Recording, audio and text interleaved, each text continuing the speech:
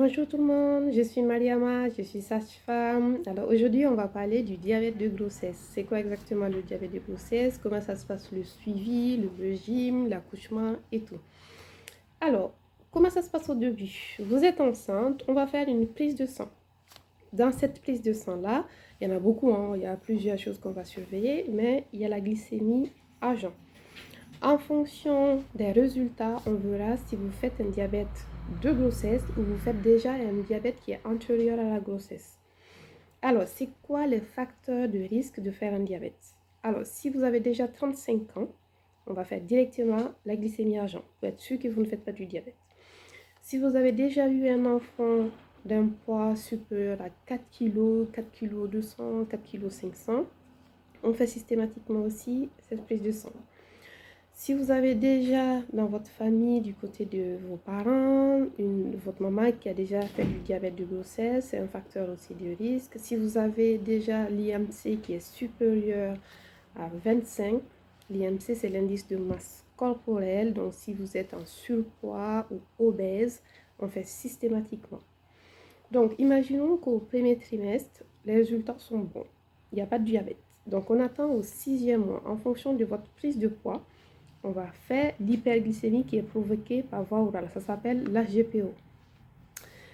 Quand on fait la GPO, c'est vraiment entre 24 et 28 semaines. Si vous faites là du diabète de grossesse, du coup, vous allez être suivi par plusieurs personnes. C'est un suivi pluridisciplinaire. La GPO, il y a beaucoup de femmes qui n'aiment pas trop parce que c'est 75 grammes de sucre que vous allez boire. Donc moi, je vous conseille en fait, quand on vous fait cette prise de sang-là, il faut contacter d'abord le laboratoire. Il faut prendre un rendez-vous parce que ça se fait sur 2 heures. Ça ne se fait pas en 10 minutes, 15 minutes comme ça. Pourquoi? Parce qu'ils vont vous faire la glycémie à jeun quand vous arrivez juste. Ensuite, ils vous font la glycémie 1 heure après avoir bu 75 grammes de sucre. Et après, on vous fait la glycémie 2 heures après avoir bu les 75 grammes de sucre.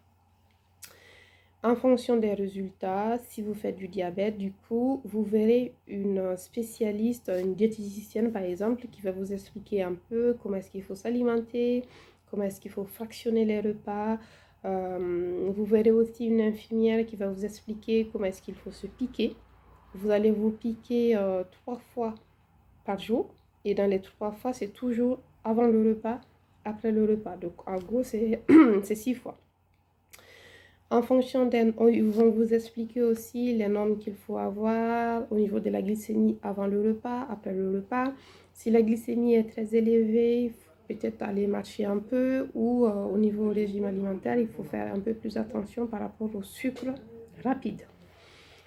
Alors, vous allez aussi être suivi par un gynécologue qui va bien surveiller l'évolution de la grossesse et voir si bébé ne prend pas beaucoup de poids. En fonction de tout ce suivi-là, on saura un peu si l'accouchement par voie basse est possible ou pas. Si l'accouchement par voie basse n'est pas possible, en général, on prévoit une césarienne. On peut aussi prévoir de faire un déclenchement en fin de grossesse pour éviter peut-être la grosse prise de poids chez bébé et éviter aussi d'avoir une césarienne. Vous pouvez avoir de l'hypertension artérielle, donc c'est vraiment très important de bien surveiller l'alimentation, de faire une petite activité physique pour ne pas arriver au stade de surpoids, obésité et qu'on fasse une césarienne.